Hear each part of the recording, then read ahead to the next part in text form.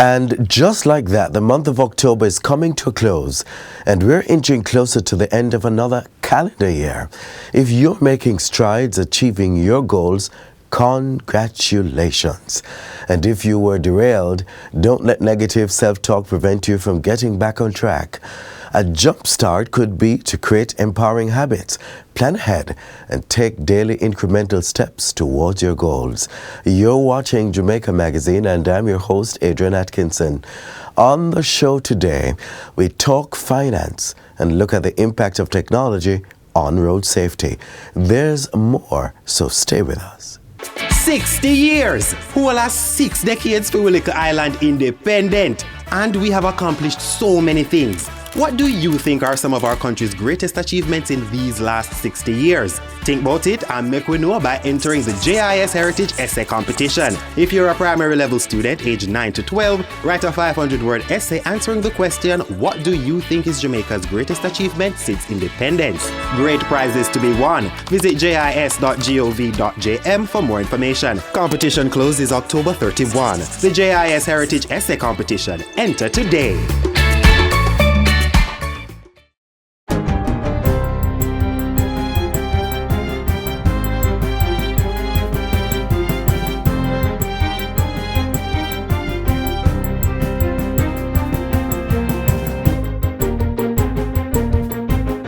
Good day, I'm Stephen McHugh, and this is your JIS News for Thursday, October 27, 2022. Firefighters in St. Thomas now have a modern, state-of-the-art operating base following the completion of the Yallis Fire Station. The station was built by the government through the Jamaica Social Investment Fund, JSIF, in partnership with the Ministry of Local Government and Rural Development. Prime Minister Andrew Holness, who officially opened the space on Wednesday, says the project forms part of plans to modernize the parish. This fire station is a representation of the government's strategic intent of focusing on the development of this parish. This is one of 3 major fire stations that we are building. I opened one in St. James. This one I'm opening, and there's one in St. Mary, which is underway. Construction of the Yallis Fire Station was financed through JSIF's Disaster Vulnerability Reduction Program to the tune of $162 million. It was done under a financing agreement between the Government of Jamaica and the World Bank and will benefit more than 95,000 residents across communities in St. Thomas. It features dormitories, rooms for emergency medical services, a conference room, restrooms, a gym, and an engine bay. Rehabilitation work is to begin before year-end on the road leading to the Bath Fountain Hotel and Spa in St. Thomas Eastern. The National Works Agency, NWA, signed a $45 million contract with Morris Hill Limited to carry out the work.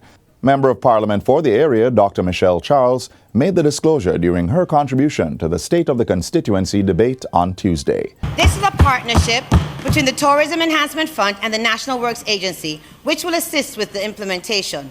The scope of work includes site clearance, bushing and drain cleaning, earthworks, excavation of soft spots and refilling, pavement, wall and masonry, and the letter of acceptance was signed on July 18, 2022. Dr. Charles asked for patience from citizens and business operators who are being impacted by dust and inconvenienced by work being carried out on the South Coast Highway project. I want my constituency to know that this government cares, and we're working day and night to remedy the situation.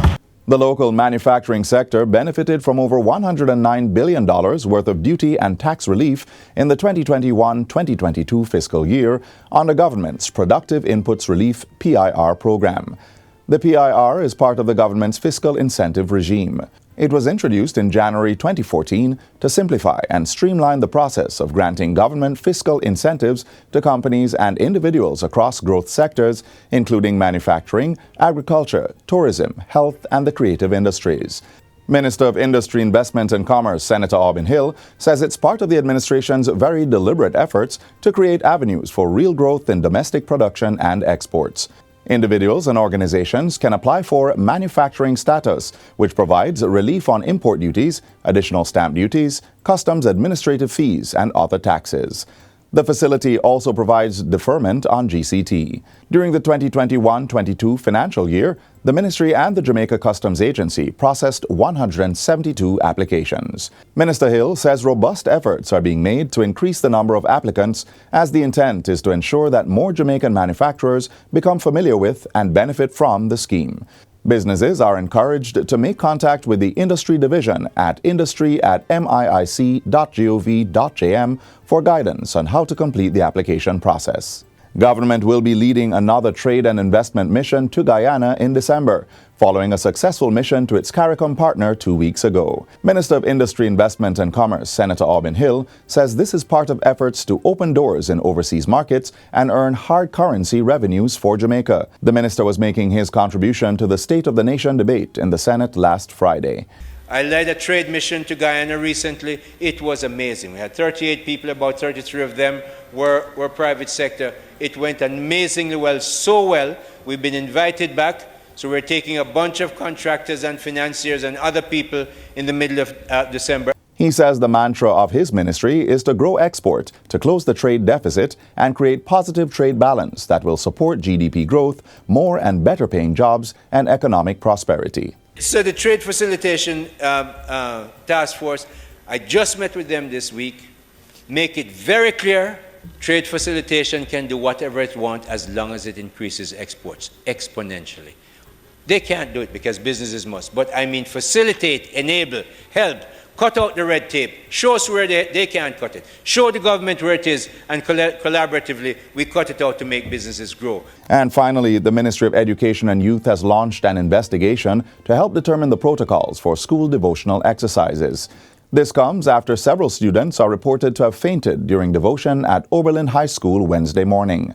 In a statement addressing the incident, Minister Fable Williams says devotion is encouraged in school, but school leaders have a responsibility to exercise caution as to content and likely impact on students. The school administration reported that during the devotional exercise, a teacher who was leading the worship had an experience that included an extended period of speaking in tongues, which triggered a chain reaction of similar expression among some students. An unknown number of students reportedly became overwhelmed, even falling to the ground. Other students and teachers attempted to bring calm to the situation, including praying with the affected children. Some were taken to the school nurse's office.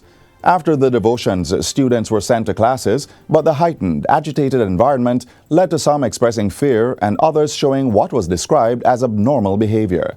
The administration said, given the circumstances, school was dismissed at 10 a.m. and students were allowed to leave, except for those on path who were allowed to stay on the compound to collect their lunches. And that's it for JIS News Today. I'm Stephen McHugh. Thanks for watching.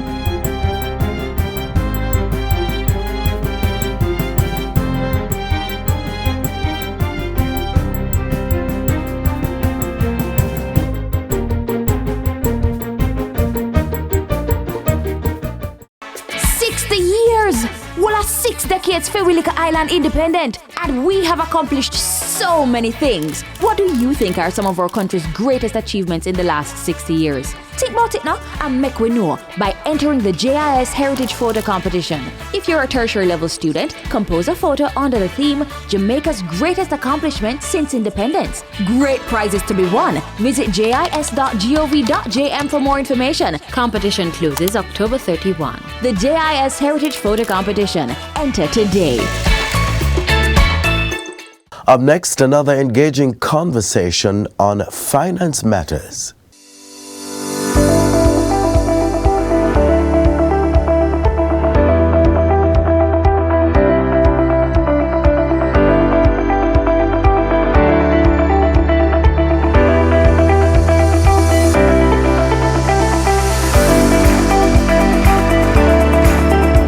Did you know the government spends over $2 billion each year on goods and services? But how much of it is pumped into Jamaican businesses? Under the Public Procurement Act 2015, your business can be contracted by the government to offer goods and services.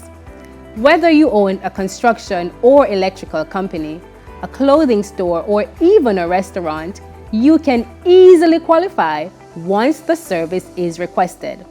Hi, I'm Shaquille Rochester Shorter and welcome to Finance Matters, Today, I will be speaking with Mr. Andre Bennett, Chief Public Procurement Policy Officer here at the Ministry, about how your business can be procured by the government. Remember to like, share, and subscribe to our YouTube channel. Follow the Ministry of Finance on Facebook, Instagram, Twitter, and LinkedIn to see all the episodes and highlights. Thank you for joining the show, Mr. Bennett, and welcome. First thing, tell us what is public procurement? Thanks, Shaquille. Well, public procurement, and you sort of alluded to it in your introduction. The government has a whole range of responsibilities.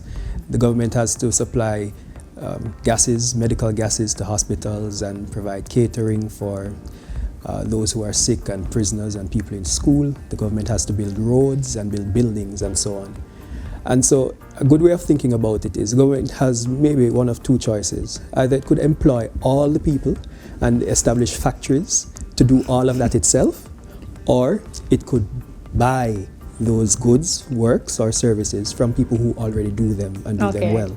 Public procurement then describes government's activity of acquiring goods, works, and services from the economic market. It's really economic activity.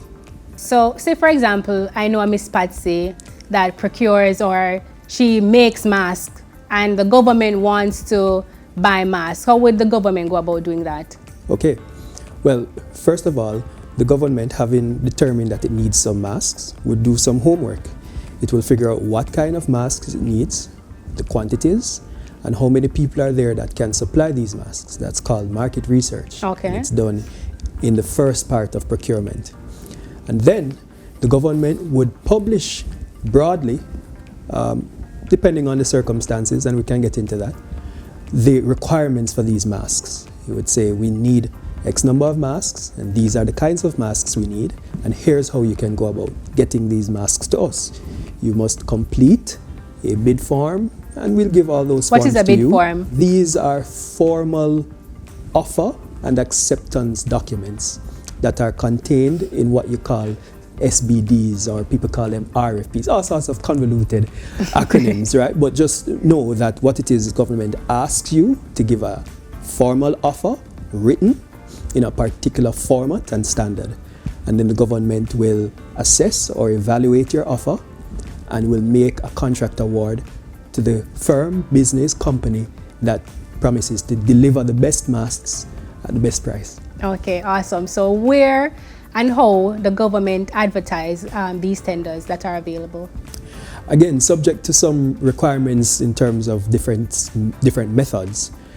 Ordinarily, contracts that are offered for competitive bidding, that is where plenty people and anybody, there's no restriction, will get an opportunity to make an offer to the government. These are published in the newspapers in Jamaica. So Jamaican Observer and Jamaican That's right, Gleaner. on Tuesdays and Saturdays. Okay. And increasingly, and certainly in most cases, there's also a publication on the Government of Jamaica's electronic procurement portal, affectionately called GoJEP. Well, tell us about that portal. Great. So GoJEP is an electronic tool that connects businesses with government in a really seamless and efficient way. And so what it does, it handles all of the processes associated with soliciting offers. That's when the government publishes the call for the offers. It accepts and receives the offers. So no longer do people have to run to drop bids into a bid box, right? Now it's done online. More efficient. It's extremely efficient. You can be anywhere in the world and submit the offer. The portal also helps with the evaluation of the offers and the publication of the contract award notices. That's GoJEP. It's secure, it's transparent, it's accessible, and it's really, really easy to use. How do I use the portal? I'm not aware. Walk me through using the portal. Right. So the first thing you have to do, you go to the portal www.gojep.gov.jm, and you must register as a supplier. Okay. You must create a profile, tell us who you are and a bit about your business. And then you will navigate to the place where all the competition notices are located. Okay. And it's easy to find it because it says competition. Right? Okay. And you can there see all the relevant competitions. You will click on them and then you can access the contract documents which will have the bidding document included. I know these words sound weird, but the more you get used to them, and you can tell Miss Patsy that the more she gets used to them, the easier it will be. And once she gets there, she can read the government's requirements, and then the documents will explain what she must do to submit her offer. So she must submit Form A, Form B, Form C, and Form D. Okay. And then also, ordinarily, she will have to submit proof that she is compliant in respect of her payment of taxes, and she's registered with the Public Procurement Commission. Okay. Is there training available for a said person like Ms. Patsy? Would there be training? Absolutely. So the Office of Public Procurement Policy, which I have the privilege to lead, has constant supplier and procuring entity training opportunities. What you need to do is contact us, and we will arrange some training for you. Yeah, okay. And we also offer hand-holding sessions where in live bids we will give you assistance in uploading your offer as a supplier to government, and we will help you to diagnose issues that arise. So you'd walk Miss Patsy and myself and any Jamaican who is interested in, being a supplier. Absolutely. Yes, in being a supplier. Yes, Thank you. yes. All right. So where can we find more information? Well, you can find information about GOJEP on the same website, www.gojep.gov.jm. But in general about public procurement in Jamaica, you can also find information on our website, which is www.procureja.gov.jm. It's a fantastic tool. It has a whole host of resources for both procuring entities and for suppliers, and we're going to keep putting more resources on it to make sure that the process of contracting with the government gets easier and easier and more efficient. Well, thank you, Mr. Bennett, for coming on our show today and telling us all about the Office of the Public Procurement Policy. And thank you for joining us on this episode of Finance Matters. Remember to follow us on social media at MOF Jamaica, and tune in next week as we continue to demystify the economic and fiscal policies and initiatives implemented by the government to empower Jamaicans as we chart a path to Jamaica's economic prosperity.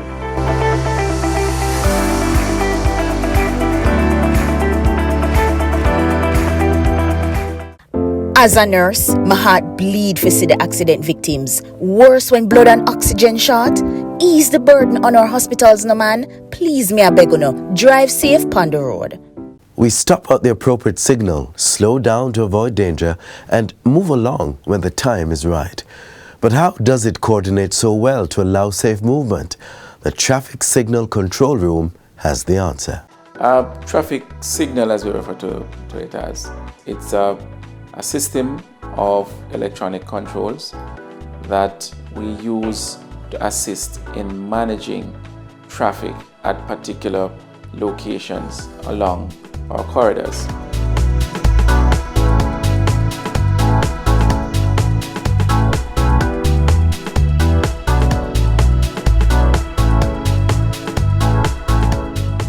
In managing the flow, there's a system. We have mast arms. We have the signal heads. Signal heads are what you see, the lights, whether green, amber, or red. We have wires that are connected to a control box. The control box has a number of components that assist us in managing the flows through the intersection or junction.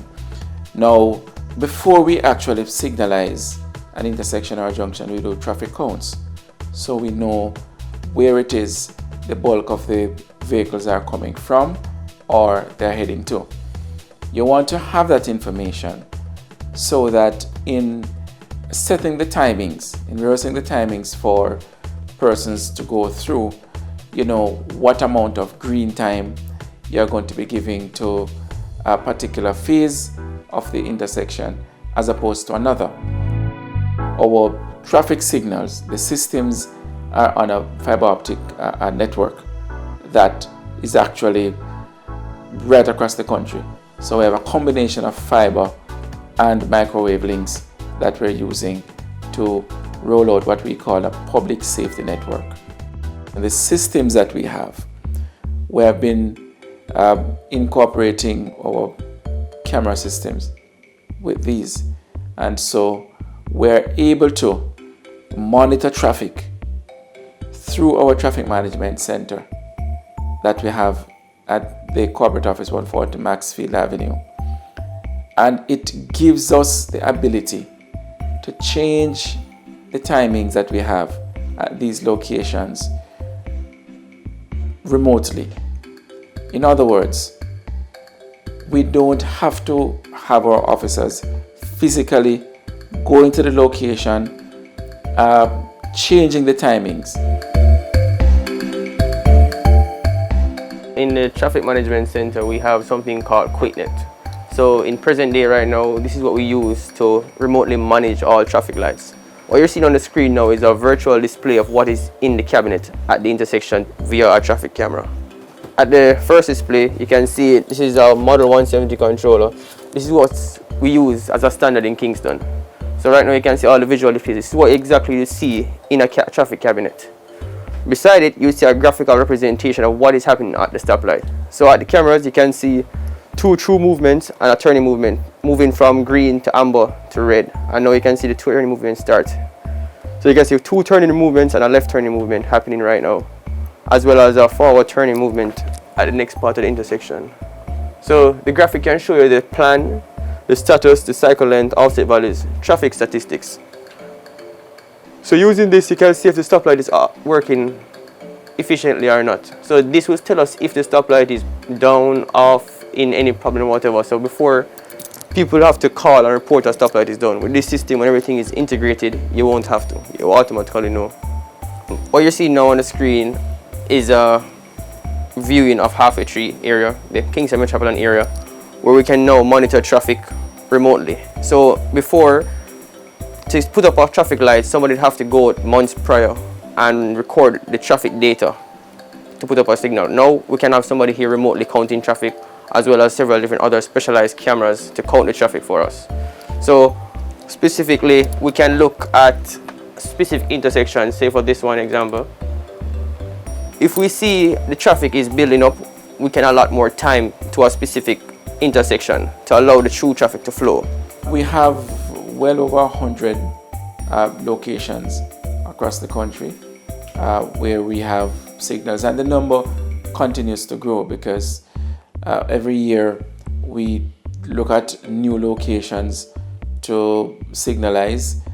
The demand is quite high, and the demand grows with the numbers of vehicles that we are seeing on our roads.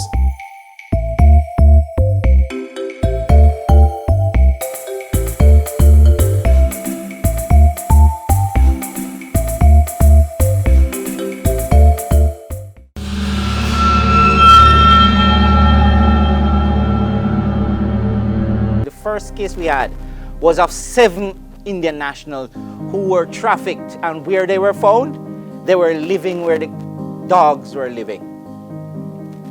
They were not fed, just given scraps. So those are just some real male stuff.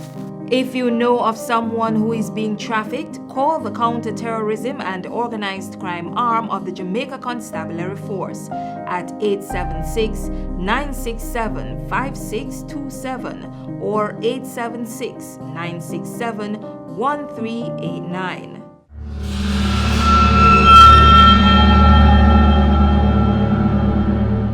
Engaging children in work that prevent them from attending school, being able to play, or that is physically and mentally harmful to them is wrong.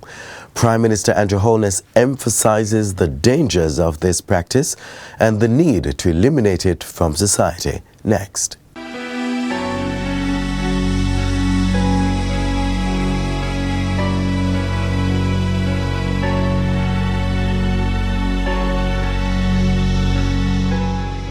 The culture of Jamaica is such that our parents would have instilled in us the value of work. And there is nothing wrong with parents ensuring that children understand the value of work. But when that crosses the line to getting our children engaged in illegal activities, such as scamming, when that crosses the line to get our children engaged in illegal activities, such as becoming involved in the illegal sex trade and human trafficking, when that crosses the line such that being involved in work deprives the child of the opportunity of education, then that is not the kind of child labor that any country can be proud of. Many of our parents continue to take children out of school to help them in the markets on a Thursday and on a Friday. I can well understand and appreciate the need for the support of the household so that you can go to school on Monday, Tuesday, and Wednesday. But parents, you have to desist from doing that. The government has provided the resources necessary to ensure that children can remain in school for the full 5 days per week. And I encourage all parents, no matter how you are struggling, to take advantage of the support that the government gives through the PATH program and other means. There is no excuse for parents to take their children out of school to support them in any form of economic activity.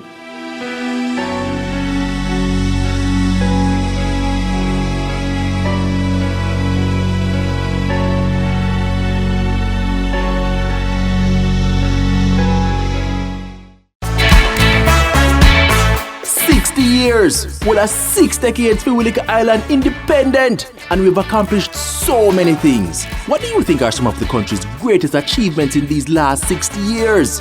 Think about it and make we know by entering the JIS Heritage Poster Competition. If you're a secondary level student, design a graphic or illustrated poster on the topic Jamaica's greatest accomplishment since independence. Great prizes to be won. Visit jis.gov.jm for more information. Competition closes October 31. The JIS Heritage Poster Competition. Enter today. This is where our journey ends, but only for today. Do join us again tomorrow when we'll bring another informative program. In the meantime, stay connected via our website, jis.gov.jm. And while you're online, send your feedback to Jamaica Magazine at jis.gov.jm. On behalf of the entire production team, I'm Adrian Atkinson. Do take care. This has been a production of the Jamaica Information Service, the voice of Jamaica.